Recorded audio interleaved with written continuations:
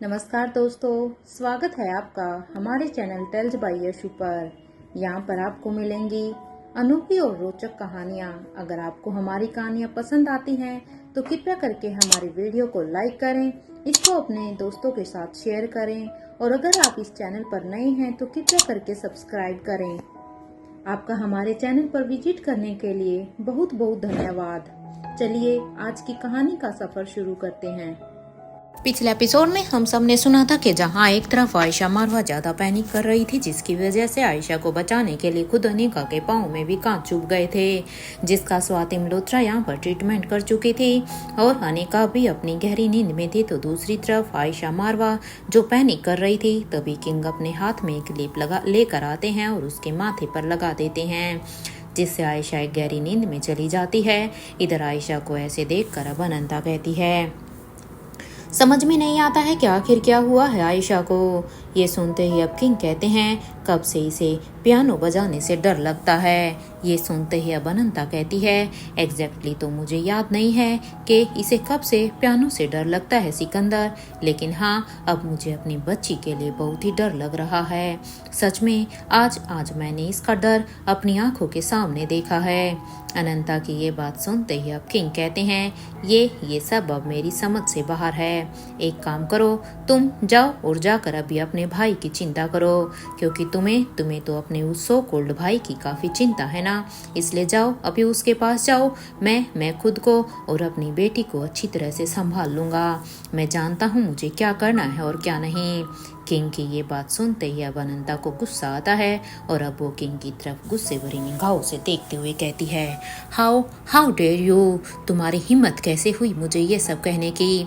देखो मुझे पता है किंग, तुम सिर्फ किंग मेकर ही नहीं हो बल्कि तुम क्वीन मेकर भी हो, क्योंकि क्वीन को बनाने वाले भी तुम ही हो। और सच तो ये है कि तुमने एक सेकंड भी नहीं लगेगा पीरामल रियासत को डिस्ट्रॉय करने में। अब उसकी इस बात पर किंग कहते हैं, अनंता तुमने कभी भी ये जानने की कोशिश की है कि आखिर कौन है महारानी, उनकी पदवी क्या है? क्या तुमने ये सब कभी दिमाग में आया? और ऐसी क्या वजह है कि महारानी के आगे तो सभी झुकते हैं, चाहे वो राजमहल के दुश्मन हो या फिर राजमहल के दोस्त हों, क्योंकि महारानी को सब किंग से भी ज्यादा मानते हैं। अब किंग की इस बात पर अनंता कहती है, तुम ये सब मुझे क्यों बता रहे हो? भला मुझे ये सब कहने का क्या मतलब है? कहना क्या चाहते हो तुम? अब उसकी इस बात पर किंग कहते हैं, तुमने महारानी की लेगेसी किसे दी है? हाँ, क्योंकि देखो महारानी तुम थी, लेकिन अब तुमने इसकी लेगेसी किसी को दी है। कौन है वो? किंग की इस बात पर अब अनंता कहती है, आपको मुझ पर भरोसा होना चाहिए किंग, कि मैं जिसे भी ये लेगेसी मैंने दी होगी वो उस महारानी के पद के लिए काबिल होगी। ये सुनते ही अब किंग कहते हैं, वो तो देखते हैं, क्योंकि समय ही बताएगा कि वो इसके लिए हकदार भी है या नहीं। ये कहते हुए ही किंग अब यहाँ पर अनंता से ज्यादा कोई बात नहीं करते और वो यहाँ पर अपना ध्यान अब आयशा मारवा के ऊपर ही लगा देते हैं। तो वही अनंता अब यहाँ पर फिर से कहती है, तुम्हारे लोगों ने मेरे भाई पर अटैक किया था ना, इसके बाद भी मैंने कभी तुम पर शक भी नहीं किया। अनंता की फिर से अपने भाई के बारे में बातें सुनते ही अब किंग कहते हैं, ये बात तुम्हें किसने बताई थी अनंता? तुम्हारे उस जिएंट ईगल ने ही ना। अब किंग की इस बात का जवाब देते हुए अनंता कहती है, नहीं उसने नहीं, खुद भाई घायल हालत में मेरे पास आए थे। और इतना सुनते ही अब किंग अपने एक हाथ को आगे करते हुए ही कहते हैं, अनंता बस, मैं अब और कुछ नहीं सुन पाऊंगा। मेरे लिए अभी सच में मेरी बेटी की तबीयत ही मेरे लिए मेरी फर्स्ट प्रायोरिटी है। पता नहीं क्यों, लेकिन मेरी गट फीलिंग कह रही है कि वो कुछ ऐसा जानती है जो तुम नहीं जानती हो। अपने दिमाग पर जोर डालो अनंता और याद करने की कोशिश करो कि आखिर ऐसी कौन सी चीज है जो अब तक तुम नहीं पहुंच पाई, लेकिन आयशा उसे फेस कर चुकी है। और ये कहते हुए किंग अभी आयशा के पास जाकर बैठ जाते हैं। तो वहीं इधर दूसरी साइड अभी अनंता भी वहीं पर आयशा के बगल में ही आकर बैठ जाती है और बैठते हुए वो किंग किंग से कहती है, बेटी है मेरी, ऐसे ऐसे नहीं छोड़ सकती हूँ मैं इसे। अब अनंता की ये बात सुनते ही किंग बस अनंता को ही ऐसे देख रहे थे, लेकिन वो कुछ कहते नहीं हैं। इधर यहाँ पर अब इस रूम में खामोशी थी।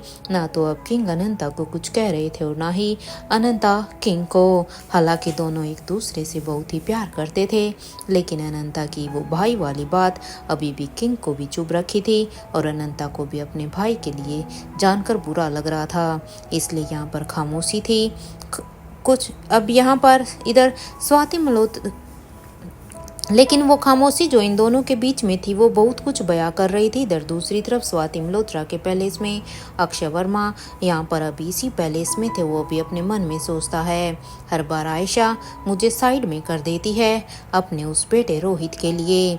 जब भी उसके पास सामने ऑप्शन आता है अपने बेटे या मुझे चुनने का, तो वो हर बार अपने बेटे को ही चुनती है। यहाँ अक्षय वर्मा के मन में आयशा को लेकर बहुत सी बातें चल रही थी कि तभी अक्षय वर्मा के कानों में एक गाने की आवाज़ आती है। अक्षय के कान में जब वो धुन आती है तो अक्षय को लगता है शायद ये आयशा ही होगी, क्योंकि उसने उसके ये गाने सुने थे। यही सोचकर अक्षय वर्मा वो अपने रूम से बाहर निकलकर जब उस धुन का पीछा करता है तो वो यहाँ पर एक रूम में आ जाता है। जैसे ही वो इस रूम में आकर देखता है तो वहाँ पर एक लड़का पियानो बजा रहा था। अक्षय उसे पीछे से पहचानने की कोशिश कर रहा था कि आखिर ये लड़का यहाँ पर इस पैलेस में कौन है। तभी उसके कानों में भी यहाँ पर इस गाने की आवाज़ आती है, बोल दो ना जरा दिल में जो है छुपा, मैं किसी से कहूँगा नहीं।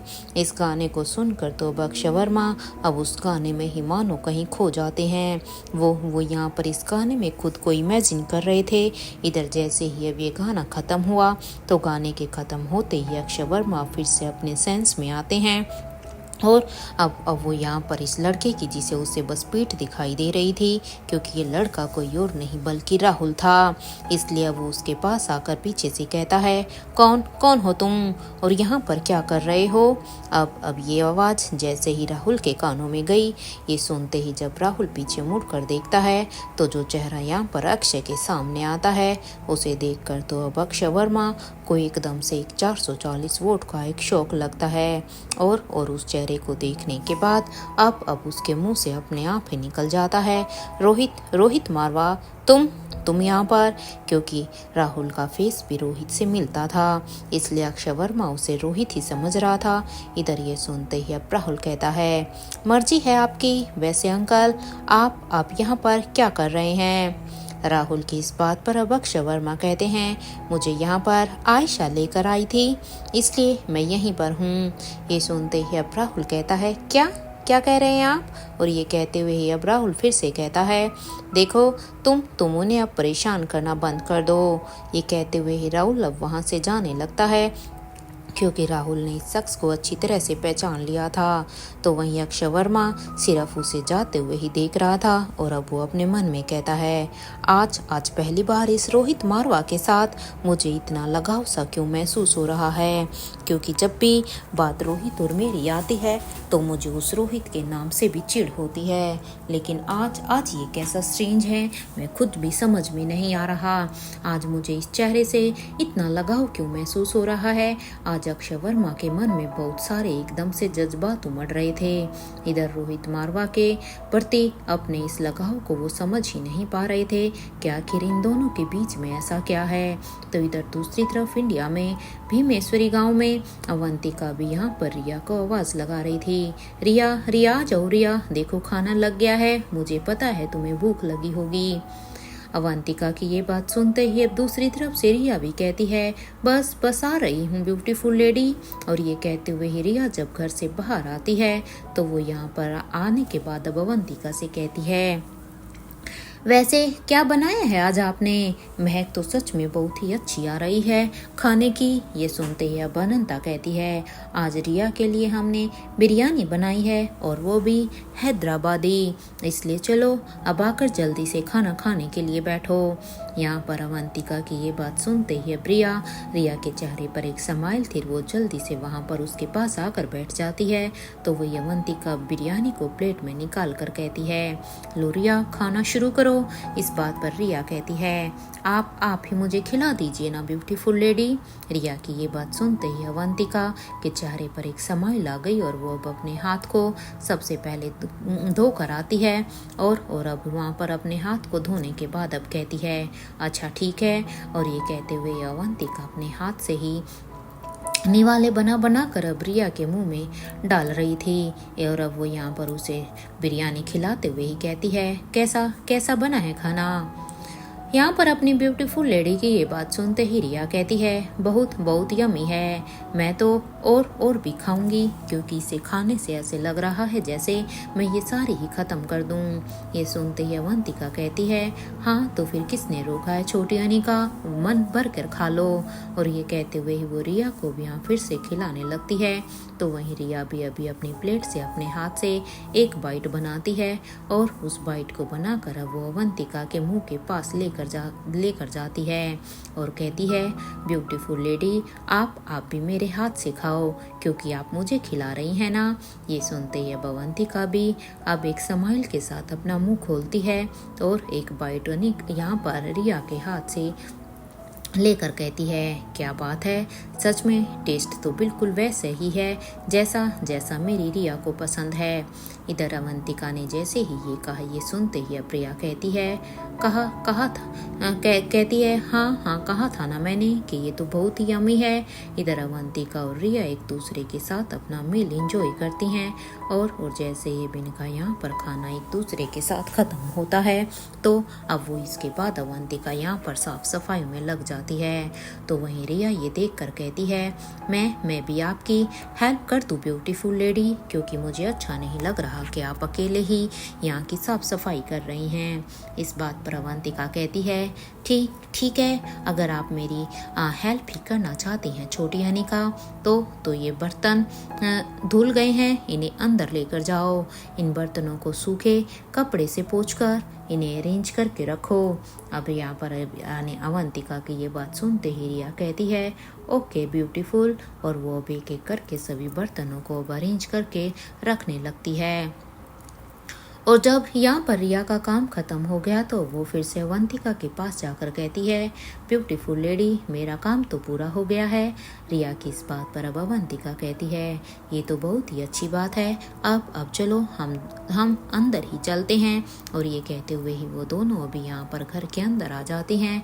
यहाँ अवंतिका अब आने के बाद रिया से कहती है, किंग सबसे ज़्यादा आपसे प्यार करते हैं। अब जैसे ही उसने ये सुना तो ये सुनते ही रिया कहती है, वैसे सच कहूँ तो डैड तो हम तीनों ही भाई बहन से बहुत ही ज़्यादा प्यार करते हैं, लेकिन सच कहूँ तो बट वो सबसे ज़्यादा मुझसे प्यार करते हैं। रिया की ये बात सुनते ही अवंतिका कहती है, अच्छा तो किंग की लाडली हो आप, हाँ तभी तो आप इतनी बिगड़ी हुई हो। इस बात पर रिया कहती है, हाँ ब्यूटीफुल लेडी, लेकिन मैं बिगड़ी हुई नहीं हूँ। वो क्या है ना, मेरे डैड मुझसे ज़्यादा प्यार करते हैं, वो मुझे कभी किसी चीज़ की कमी नहीं होने देते। और ये कहते हुए रिया अब यहाँ पर थोड़ी सी इमोशनल हो जाती है, क्योंकि वो अब अपने डैड को मिस कर रही थी, इसलिए अब वो यहाँ पर अवंतिका को ही हक कर लेती है। तो वही अवंतिका भी प्रिया को हक करती है और अब वो रिया से कहती है, चलो अभी ज़्यादा इमोशनल नहीं होना है, चलो चलकर सोने चलते हैं। ये सुनते ही प्रिया कहती है, आज मुझे आपसे स्टोरी सुननी है, आप मुझे मेरे लिए स्टोरी सुनाएंगी ना। ये सुनते ही अवंतिका कहती है, हाँ ये भी कोई पूछने की बात है, बिल्कुल क्यों नहीं। इधर अवंतिका की ये बात सुनते ही रिया भी अब जल्दी से बेड के दूसरी साइड पर जाकर लेट जाती है और अब वो अवंतिका से कहती है, आप भी आइए। रिया की इस बात पर अवंतिका कहती है, बस थोड़ी सी देर रुकिए, मैं वो दूध गर्म करके लेकर आती हूँ। अब ये सुनते ही रिया कहती है, फिर मेरी स्टोरी। रिया की इस बात पर अवंतिका कहती है जस्ट गिव मी 5 मिनट, और ये कहते हुए ही अवंतिका अब किचन की तरफ बढ़ जाती है। किचन में जाने के बाद अवंतिका यहाँ पर रिया का दूध बनाने लगती है, तो वहीं रिया भी विंडो के पास खड़ी हो जाती है। विंडो के पास जाकर अब वो यहाँ पर मून को ही देख रही थी और अपने आप में ही कहती है मुझे मोम और डैड की बहुत ही याद आ रही है। काश मोम और डैड मेरे पास होते, और अपने भाइयों की भी, पता नहीं क्यों बट मुझे खड़ूस बड़े की भी बहुत ही याद आ रही है। मैं मानती हूँ कि सच में वो बहुत ही खड़ूस हैं, लेकिन अब उनकी बातें, उनकी डांट, मैं सब कुछ मिस कर रही हूँ। एक बार उनसे बात कर लूँ। एक काम करती हूँ, मैं ब्यूटीफुल लेडी से ही कहती हूँ कि मुझे मेरी फैमिली की बहुत याद आ रही है। आई एम श्योर कि वो मुझे मेरी फैमिली से ज़रूर मिलवाएगी, या वो कैसे भी करके मेरे उनसे बात करवाएगी। यहाँ ये सब सोच कर रिया अपने ही ख्यालों में थी कि तभी उसके कानों में अवंतिका की आवाज़ आती है, छोटी रिया, छोटी अनिका, ये लो दूध पी लो। और ये कहते हुए ही अवंतिका जब रिया की तरफ देखती है तो रिया विंडो से बाहर ही देख रही थी।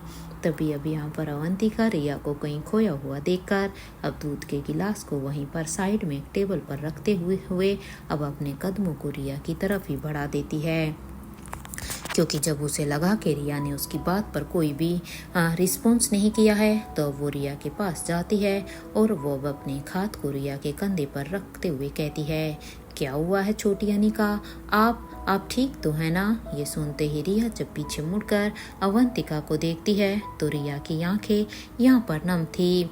रिया की नम आंखें अवंतिका से छुप नहीं पाती हैं। अवंतिका अब अपने घुटनों पर बैठकर अब वो रिया के जमे हुए नासुओं को पोंछकर कहती है, क्या हुआ है, मेरी बार्बी डॉल रो क्यों रही है, कुछ हुआ है क्या। इस बात पर रिया कहती है, नहीं, मुझे मेरी फैमिली की याद आ रही है। रिया की ये बात सुनते ही अवंतिका कहती है, लगता है रिया को हमारे साथ रहना अच्छा नहीं लग रहा है, शायद इसीलिए रिया को अपनी फैमिली की याद आ रही है। और ये सुनते ही अब रिया कहती है, नहीं ब्यूटीफुल, ऐसी बात नहीं है, मुझे आपके साथ बहुत ही अच्छा लगता है, क्या आप हमारे साथ नहीं रह सकती हैं, आप मेरी फैमिली बन जाओ। ये सुनते ही अवंतिका के चेहरे पर एक स्माइल थी तो वहीं उसकी आंखों में भी एक नमी थी। अब वो रिया को यहाँ पर इमोशनल होते हुए अपने गले से लगा कर कहती है, रिया मेरी बच्ची। तो वहीं रिया भी अवंतिका को एक कस का हक कर लेती है। कुछ देर तक इधर रिया अवंतिका को छोड़ ही नहीं पा रही थी और अब वो रिया को धीरे से अब खुद से अलग करती है और अब वो कहती है, चलो अब कुछ ज़्यादा ही हम दोनों इमोशनल हो गए, इसलिए चलो सबसे पहले दूध पी लो। हमें पता है कि आपको ठंडा दूध पीना बिल्कुल भी पसंद नहीं है, इसलिए अब चलो जल्दी से पी लो। और ये कहते हुए अवंतिका रिया को दूध का गिलास पकड़ा कर कहती है, लो रिया, दूध को पूरा फिनिश करो। इधर रिया भी अवंतिका के हाथ से वो दूध के गिलास को ले लेती है और अब वो उसे फिनिश करने के बाद अब अवंतिका को हक करते हुए सो जाती है। इधर उसे ऐसे देखकर अब अवंतिका कहती है, मेरी बच्ची, बात अगर तुम्हारी सेफ्टी की नहीं होती ना तो मैं और किंग कभी भी आप तीनों को अपने मोम और डैड से अलग ही नहीं करते। हमें पता है कि ये तुम तीनों के लिए भी कोई ज़्यादा ईजी नहीं है, हम भी तो अपने बच्चों को खुश देखना चाहते हैं, लेकिन क्या है ना कि तुम तीनों की सेफ्टी को भी तो हमें श्योर करके रखना है। यही सोचकर अब अवंतिका को भी नींद आ जाती है, क्योंकि अवंतिका भी रिया के साथ बिल्कुल सॉफ्ट रहना चाहती थी, लेकिन वो क्या है ना कि अगर उसे रिया को सब कुछ सिखाना भी तो था, क्योंकि यहाँ पर इनके फ्यूचर को देखते हुए ये अपने हाथों से मजबूर थे। एक तरफ जहाँ पर रिया और अवंतिका दोनों ही एक दूसरे को हक करके सो चुकी थी तो दूसरी तरफ पेरिस में बूढ़े किंग के पैलेस में इधर अगले दिन सुबह अनिका की जब आंखें खुली तो वो अब अपने बगल में रोहित को बैठे बैठे सोता हुआ देखती है, क्योंकि रोहित अनिका को देखते देखते ही रात को ऐसे ही बैठे बैठे ही सो गया था। इधर अनिका अब अपने एक हाथ को सिर पर मारते हुए ही कहती है, ओफो मिस्टर मारवा बीना, अरे मुझे इतनी चोट भी थोड़ी ही ना लगी थी कि इन्हें रात भर जाग कर मेरी सेवा करनी पड़े, इन्हें अपना भी खुद की शुद्ध बुद्ध नहीं है। यही सोचकर अनिका अब अपने बेड से उठने की कोशिश करती है। अनिका जैसे ही यहाँ पर थोड़ी सी हिलती है तो अनिका के हिलने की वजह से रोहित की भी अचानक से आंखें खुल जाती है। जैसे ही रोहित की आंखें खुली तो वो अनिका को यहाँ पर फिर से उठता हुआ देखकर अब वो अनिका को वैसे ही पकड़ लेता है और अब वो अनिका को उठने नहीं देता, बल्कि उसे अब लेटाते हुए ही कहता है, अरे अरे अनिका, क्या क्या कर रही हो तुम? अभी आराम करो, तुम्हें किसी भी चीज़ की ज़रूरत हो तो प्लीज़ मुझे बता दो। इधर रोहित की ये बात सुनते ही अनिका कहती है, मिस्टर मारवा, मुझे फ्रेश होना है, ब्रश करना है और बात भी तो लेना है।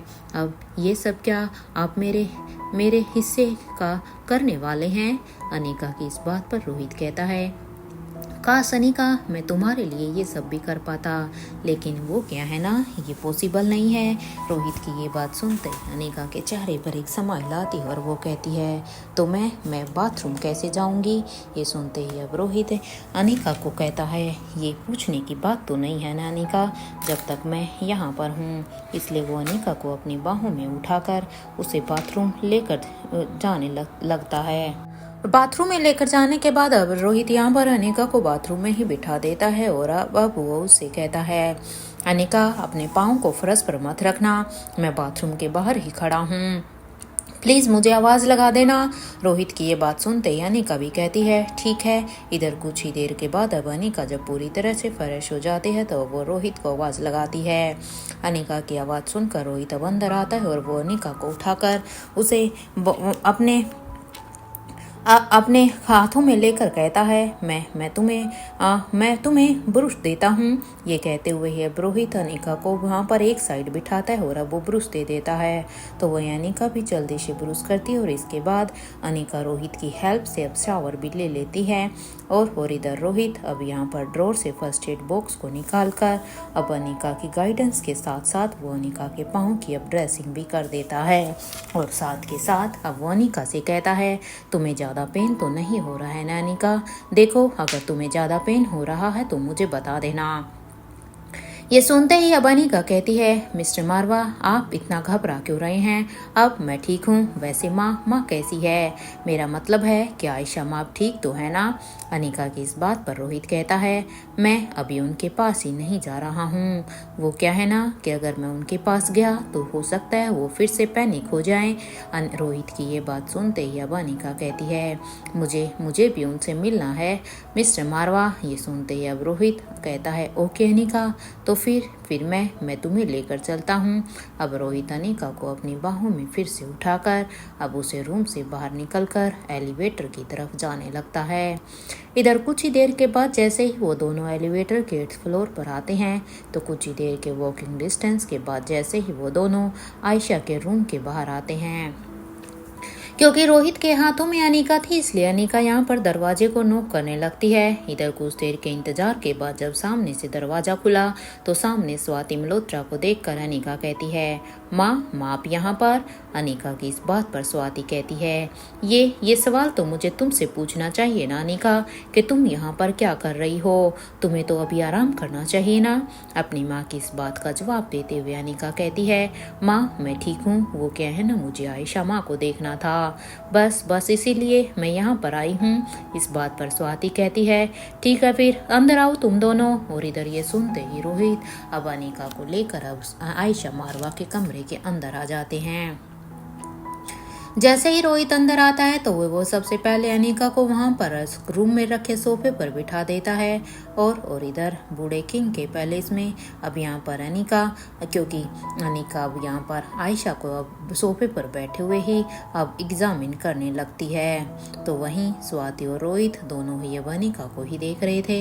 इधर रोहित अब यहाँ पर उसे देख कर कहता है, आखिर किस मिट्टी की बनी है ये लड़की? अरे अनिका, खुद उसके पाँव में इतनी तकलीफ है कि वो चल भी नहीं सकती और उसे माँ की चिंता हो रही है। रोहित की इस बात को सुनकर अब स्वाति मल्होत्रा कहती है, अनिका की रगों में रानी अवंतिका का खून जो है तो शायद वो भी ऐसी ही रही होगी ना। इस बात पर अब रोहित के चेहरे पर एक स्माइल आ जाती है। तो वहीं अनिका अनिका जिसके कानों में ये सारी आवाज़ें तो जा रही थी, लेकिन अभी वो कोई रिस्पॉन्स नहीं करती। तो अब अनिका आयशा को पूरी तरह से एग्जामिन करने के बाद कहती है अब आयशा माँ ठीक है, इन्हें बस अब होश आने ही वाला है। वैसे माँ, नाना जी और नानी माँ कहाँ पर है? इस बात पर अब यहाँ पर स्वाति कहती है वो दोनों रात भर यहीं पर ही आयशा के पास ही बैठे हुए थे। जब मैं सुबह यहाँ पर आई थी ना, तो बस फिर मैंने कहा कि वो दोनों फ्रेश होने के लिए जाएं, तो बस मेरे आने के बाद वो फ्रेश होने के लिए चले गए। इस बात पर अब रोहित कहता है माँ, अनिका आप दोनों ब्रेकफास्ट के लिए नीचे जाइए, मैं आयशा माँ के साथ यहाँ पर हूँ। ये सुनते ही अनिका कहती है मिस्टर मारवा, एक बार माँ को होश आ जाए उसके बाद ही हम सभी पूरी फैमिली। अभी अनिका ने इतना ही कहा था कि अनिका वहीं पर ही रुक जाती है।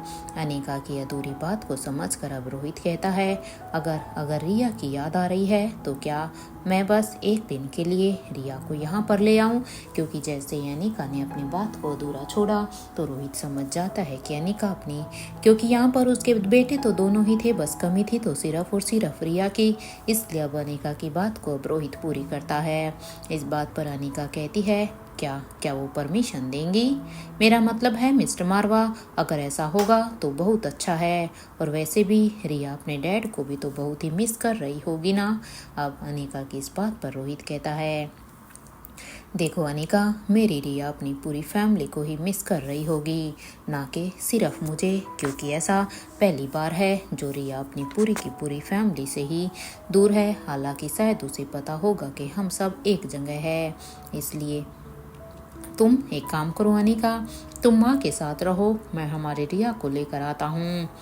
रोहित की इस बात पर अनिका हाँ में अपनी पलकों को झुका देती है और इसके बाद वो आयशा माँ को ही ऑब्जर्व करने लगती है। तो वहीं स्वाति को रोहित की बातों पर थोड़ा सा शक होने लगता है। और अब स्वाति भी अपने मन में सोचती है रिया किसके साथ है? क्या आखिर रिया अकेली किसके साथ रह रही है? यहाँ स्वाति अपनी एक गहरी सोच में थी। तो वहीं रोहित अभी उस रूम से बाहर निकल कर जाने ही वाला था और वो जैसे ही एलिवेटर के पास जाता है तो उसके अंदर से किंग और अनंता दोनों ही बाहर आ रहे थे। रोहित को ऐसे सामने देखकर अब किंग कहते हैं राजा साहब कहाँ जा रहे हैं आप, और वो भी सुबह सुबह? किंग की इस बात पर रोहित कहता है हाँ कुछ जरूरी काम है, बस उसे करके ही अभी आता हूँ। ये सुनते ही अब किंग कहते हैं आता हूँ का क्या मतलब है? ये क्या कोई पब्लिक गार्डन है हाँ, या फिर तुम्हारे बाप का घर है? जब मन करता है आते हो और जब मन किया तो यहाँ से चले जाते हो। इस पैलेस को क्या समझ कर रखा हुआ है आपने? किंग की इस कड़ी बात का जवाब देते हुए रोहित कहता है हाँ बाप का तो पता नहीं है, लेकिन हाँ मेरे नाना नानी का घर जरूर है। तो यहाँ पर आने के लिए मुझे किसी की परमिशन की ज़रूरत नहीं है और ना ही जाने के लिए। और एक बात, मेरा जब मन करेगा मैं आऊँगा और जब मन करेगा मैं जाऊँगा। और ये कहते हुए ही रोहित अब एलिवेटर की तरफ बढ़ जाता है और एलिवेटर में जाने के बाद वो यहाँ पर ग्राउंड फ्लोर के बटन को प्रेस कर देता है। तो वहीं किंग रोहित की इस जवाबदेही को देखकर किंग बस उसे जाते हुए ही देखते रहते हैं और कहते हैं देखा तुमने क्या बोल कर गया है ये लड़का। अब उसकी इस बात पर अब अनंता, जिसके चेहरे पर एक स्माइल थी, अब वो कहती है हाँ तो गलत भी क्या बोला है सिकंदर, सही ही तो कहा है उसने, इसमें मुझे तो कुछ गलत नहीं लगा। अरे उसके नाना का घर है ये, जब चाहे तब आ सकता है और तब जा सकता है। और वो ये कहते हुए अनंता अब आयशा के रूम की तरफ जाने लगती है। तो वहीं अनंता को इस तरह से जाता हुआ देखकर अब किंग भी उसके पीछे पीछे जाने लगते हैं। कुछ ही देर के बाद जैसे ही वो दोनों आयशा के रूम के पास पहुंचते हैं तो अनंता ने रूम के दरवाजे को नॉक कर दिया था। इधर जैसे ही सामने से दरवाजा खुला तो सामने स्वाति को देखकर अब किंग कहते हैं आयशा को क्या होश आ गया? किंग की इस बात पर स्वाति कहती है आप खुद ही देख लीजिए। स्वाति की ये बात सुनते ही किंग और अनंता जैसे ही अंदर आते हैं तो वहाँ पर सामने अनिका को बैठा हुआ देखकर कहते हैं तुम यहाँ पर क्या कर रही हो? तुम्हें तो अभी आराम करना चाहिए ना। अरे देखो तुम्हारे पाँव में चोट लगी है। इस बात को सुनकर अनिका कहती है किंग, अब मैं ठीक हूँ। वो मुझे आयशा माँ की चिंता हो रही थी, तो बस इसलिए मैं इनके पास आ गई। अनिका की ये बात सुनते ही किंग कहते हैं, अब देख लिया ना अपनी आयशा माँ को, इसलिए अब चलो तुम अपने रूम में चल कर आराम करो। किंग की इस बात को सुनकर अब अनंता अनिका को सामने बैठकर अब सबसे पहले तो उसके पाँव को धीरे से अपनी गोद में रखते हुए अब वो स्वाति से कहती है, घाव ज़्यादा गहरा तो नहीं है ना स्वाति, तुमने तो चेक किया होगा। इस बात पर अब स्वाति मल्होत्रा कहती है, इसके पाँव में कांच के कुछ पीसेस चुभ गए थे, मैंने वो हटा दिए हैं। ये सुनते ही अनंता अनिका के पाँव की ड्रेसिंग खोलने लगती है ताकि वो चेक कर पाए, तो अनिका बस बार बार उन्हें रोकने की ही कोशिश करती है। तो अब अनिका को इस तरह से करता हुआ देखकर अब अनंता उससे कहती है, मैंने तुम्हें और रोहित में कभी भी कोई भी फर्क नहीं किया है अनिका, तुम मेरे लिए रोहित के जैसी ही हो, इसलिए चलो अब मुझे मेरा काम करने दो, वरना मुझे आर्यन और अलेक्जेंडर को यहाँ पर बुलाना होगा। ये सुनते ही अब अनिका कहती है, अब मैं आपसे कुछ भी नहीं कहूँगी। अब तक आकांक्षा भी अपने दोनों ही हाथों में 2 बाउल लेकर वहाँ पर आ जाती है। उसे देखकर अब अनंता कहती है, वो ग्रीन बाउल मुझे दे दो। ये सुनते ही अब आकांक्षा उस बाउल को अनिका को दे देती है और दूसरे को लेकर वो आयशा के पास आ जाती है। इधर अनंता अनिका के पाँव में अब उस ड्रेसिंग को खोलकर सबसे पहले उस लेप को हल्के हल्के अपने हाथ से लगाने लगती है। जैसे जैसे अनंता अब उस लेप को उसके पाँव पर लगा रही थी, तो अनिका को उस लेप से ठंडक मिल रही थी, उसे आराम मिल रहा था। तो वहीं स्वाति के चेहरे पर एक समाइल थी। एक माँ होने के नाते वो अपनी बेटी के लिए यही सब तो चाहती थी। ये सोचकर ही स्वाति की आंखें नम थी, जिसे किंग ने भी पहचान लिया था। इसलिए इस बात को देखकर अब किंग स्वाति से कहते हैं, काफी वक्त से खाली हो तुम स्वाति। ये सुनते अब स्वाति कहती हैं, आपके कहने का क्या मतलब है।